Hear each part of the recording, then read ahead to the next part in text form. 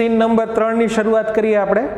તો જે આગળના બે સીનની અંદર આપણે જોયું હતું કે કઈ રીતે એમણે પોતાનો પગ ગુમાવ્યો ડાબો અને કઈ રીતે કૃત્રિમ પગ છે એ એમ્સની અંદર લગાવવામાં આવ્યો, all India institute of medical સાયન્સની અંદર। અને પછી એમના બનેવીએ જે સાહિબ નામ છે એમણે પ્રોત્સાહન આપ્યું અને કઈ રીતે તેઓ તૈયાર થયા માઉન્ટ એવરેસ્ટને સર કરવા માટે થઈને। તો સીન 3 ની અંદર આપણને બહુ અગત્યની જાણકારી આપી છે। તો એ જોઈએ સીન 3 ઓન 28 ફેબ્રુઆરી 28મી ફેબ્રુઆરી 2012ના almost a year after, almost લગભગ એ ઈયર આફ્ટર એક વર્ષ બાદ I was pushed out of the train, pushed out મને ધકેલવામાં આવી હતી of the train, ટ્રેનમાંથી। I set out for the training institute, I set out હું નીકળી પડી for the training institute, training એટલે તાલીમ આપીને, ઇન્સ્ટિટ્યૂટ એટલે સંસ્થા, સેટઅપ બાય બચેન્દ્રી પાલ કે જે સેટઅપ જેનું સર્જન કરવામાં આવ્યું છે, રચવામાં આવી છે, બનાવવામાં આવી છે બાય બચેન્દ્રી પાલ, જે બચેન્દ્રી પાલનો ઉલ્લેખ મેં મારા ઇન્ટ્રોડક્શનમાં કરેલો છે।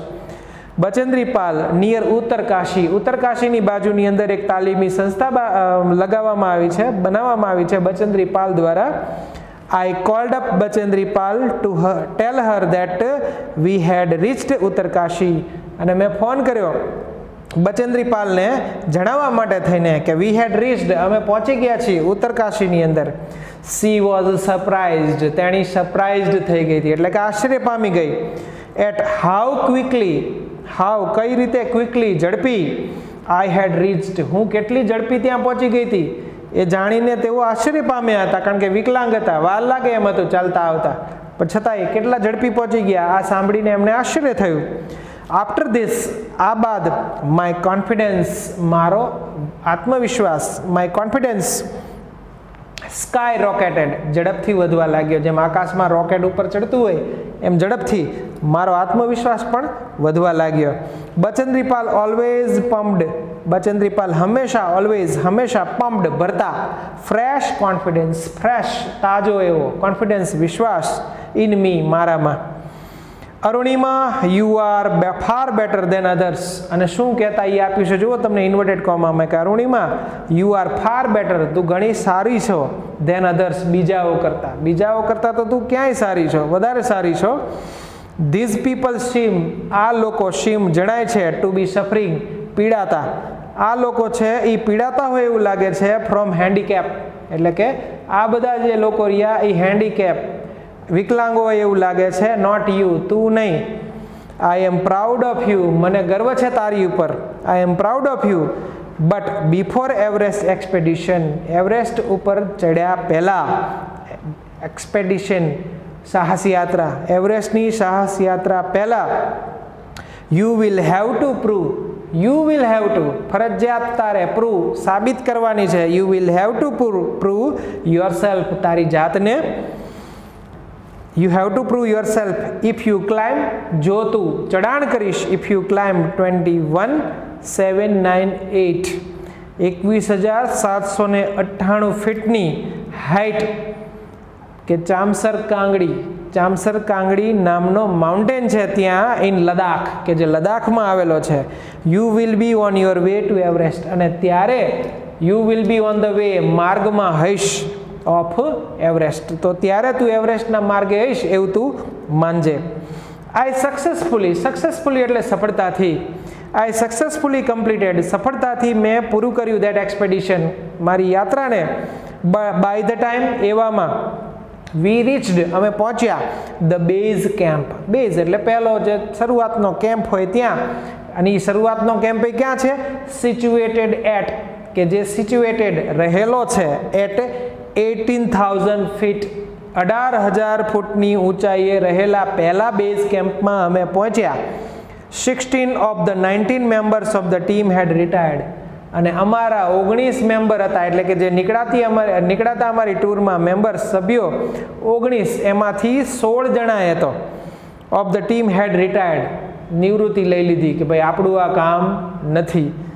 19માંથી વિચાર કરજો કે 16 જણાએ તો નિવૃત્તિ લઈ લીધી। બચેન્દ્રી પાલ ગ્રીટેડ મી, અને બચેન્દ્રી પાલે ગ્રીટેડ મી શુભેચ્છા આપી એટ ધ બેઝ કેમ્પની અંદર, અને તમે જુઓ તો સરસ મજાનું એક વિશેષણ આપે છે, મેરી શેરની, મેરી શેરની એવો વિશેષણ આપે છે. She said and took me in her warm embrace. તેણીએ મને આવું કહ્યું. એન્ડ ટુક મી, મને લઈ લીધી. ઇન હર, તેણીના વાર્મ, ઉષ્માભર્યા, અને એમ્બ્રેસ, આલિંગનની અંદર, એટલે કે મને તેણી ભેટી પડ્યા. ઇન ધ ઇવનિંગ, સાંજે, બચેન્દ્રીપાલ એનાઉન્સ્ડ ધેટ, અને સાંજે જ બચેન્દ્રીપાલે એનાઉન્સ્ડ, જાહેર કર્યું કે I was finally ready. Finally એટલે અંતે, ને રેડી એટલે તૈયાર છું. અંતે હું હવે તૈયાર છું ફોર એવરેસ્ટ, એવરેસ્ટ માટે.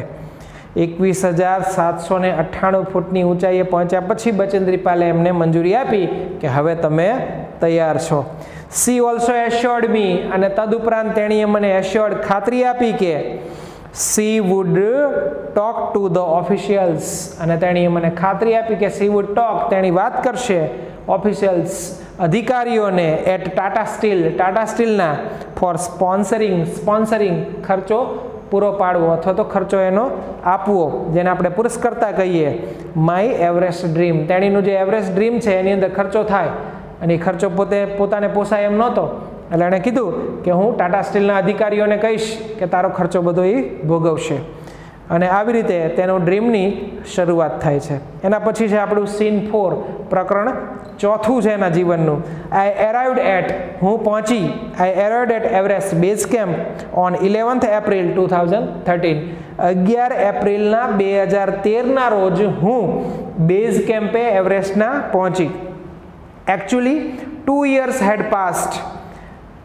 2 વર્ષ છે એક્ઝેક્ટલી પાસ થયા હતા, એટલે કે વીતી ગયા હતા. Since I was thrown out of the moving train, મને ચાલુ ટ્રેનમાંથી થ્રોન, પેસિવ વોઇસ છે, વોઝ થ્રોન, મને ચાલુ ટ્રેનમાંથી ફેંકી દીધેના 2 વર્ષ થઈ ગયા હતા.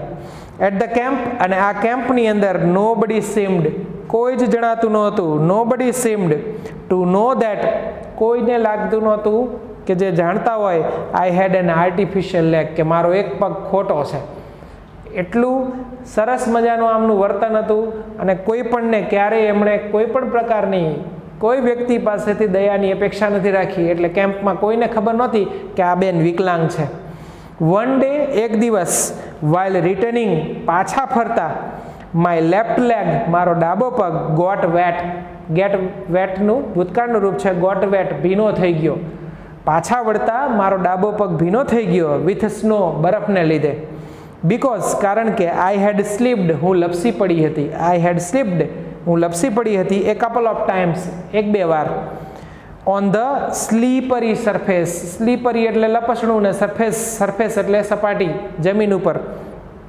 નેક્સ્ટ મોર્નિંગ, બીજા દિવસે, I'd left the artificial leg, અને બીજા દિવસે સવારે મેં મારો કૃત્રિમ પગ કાઢ્યો, leg out in sun to dry, અને એને મૂક્યો સનની અંદર, એટલે સૂર્યની અંદર, ટુ ડ્રાય, સૂકવવા માટે થઈને, એટલે કે તડકે સૂકવવા મૂક્યો.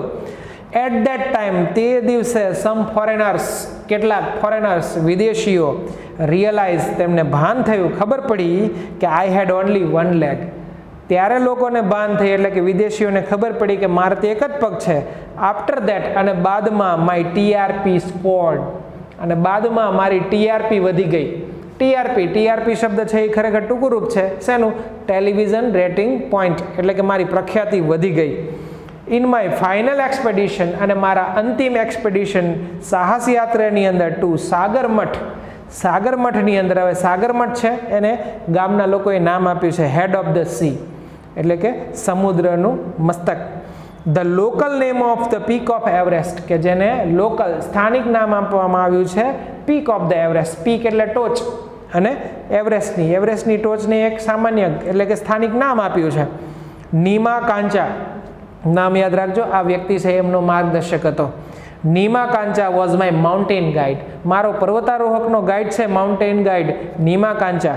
હી was a nice and helpful Nepalese, તે નેપાળી હતો, નાઇસ, સારો હતો, અને હેલ્પફુલ, એ વ્યક્તિ હેલ્પ કરનારો, એટલે કે મદદગાર પણ હતો, સારો એવો. હુ યુઝ ટુ સ્કોલ્ડ, કે જે હંમેશા, યુઝ ટુ સ્કોલ્ડ, મને ભૂતકાળમાં વઢતો.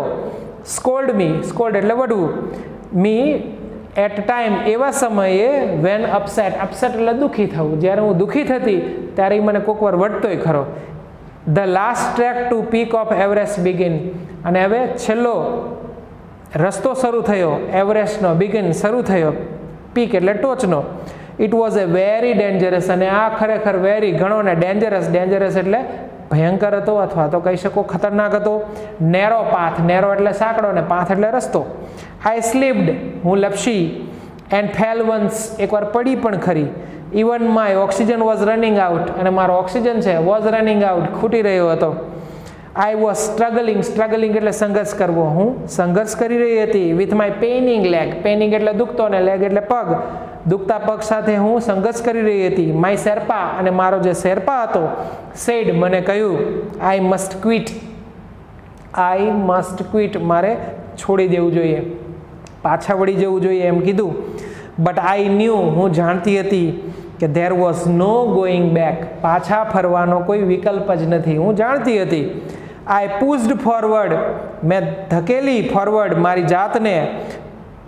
ધો માય શેરપા કેપ્ટ, અને છતાંય માય કેરપા ઇન્સિસ્ટેડ, એણે મને ઇન્સિસ્ટ પ્રોત્સાહન આપ્યું અથવા તો વધુને વધુ વાર એણે મને જણાવ્યું, આગ્રહ રાખ્યો, આઈ શુડ રિટર્ન, મારે પાછું ફરી જવું જોઈએ.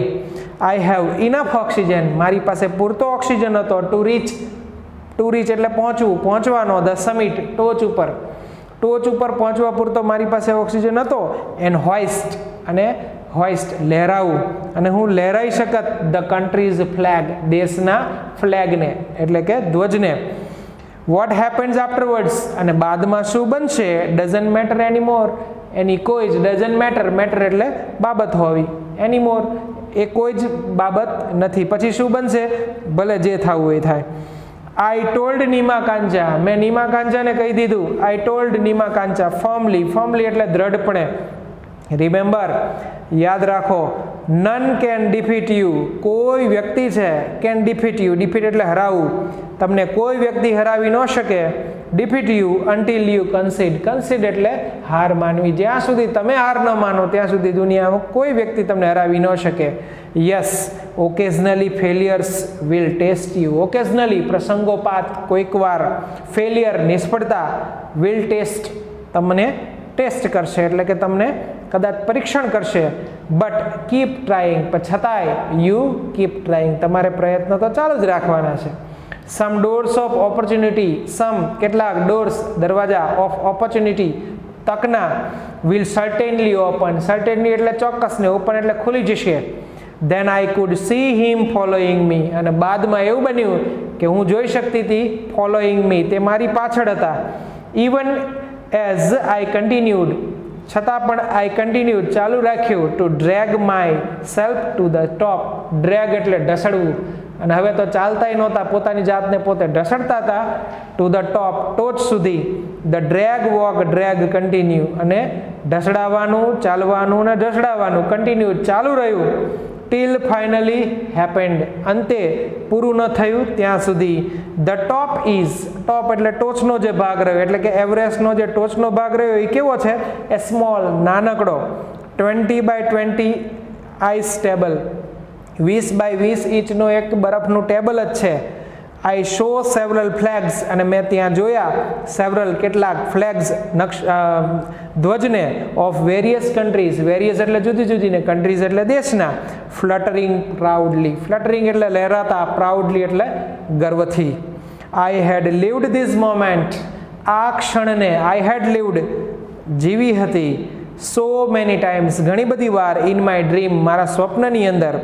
that I did not have to told that, મારે હવે કહેવું ન જોઈએ કે finally I had arrived, હું પહોંચી ગઈ હતી. finally એટલે અંતે, had arrived પહોંચી ગઈ હતી.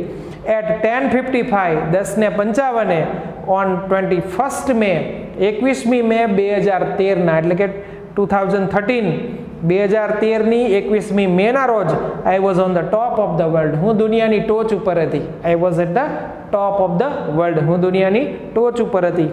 આઈ ફેલ્ટ લાઈક ડાન્સિંગ, મને ફેલ્ટ લાગણી થઈ, ડાન્સિંગ નાચવાની, ક્રાઇંગ રડવાની, એન્ડ લાફિંગ હસવાની. એટ ધ સેમ ટાઈમ એક જ સમયે, my mind was kaleidoscope of emotions, મારું મન છે એ લાગણીથી ભરાઈ ગયું. Everyone has a reason two B alive. દરેક વ્યક્તિ પાસે જીવવાનું કોઈને કોઈ લક્ષ્ય હોય છે. મે બી ધીસ વોઝ માઇન. અને કદાચ આ લક્ષ્ય મારું હતું. આઈ હેલ્ડ માય ફ્લેગ. મેં મારા ધ્વજને પકડી રાખ્યો. And raised. અને ઊંચક્યા. Both my hands. બંને મારા હાથને મેં ઊંચા કર્યા. High up. ઉપર ઊંચે. To register. નોંધાવવા માટે થઈને માય કન્ટ્રીઝ રેકોર્ડ. મારા દેશના રેકોર્ડને સ્થાપવા માટે થઈને, નોંધાવવા માટે થઈને એક હાથમાં ધ્વજ પકડીને મેં મારા બંને હાથ ઊંચા કર્યા. Thank you.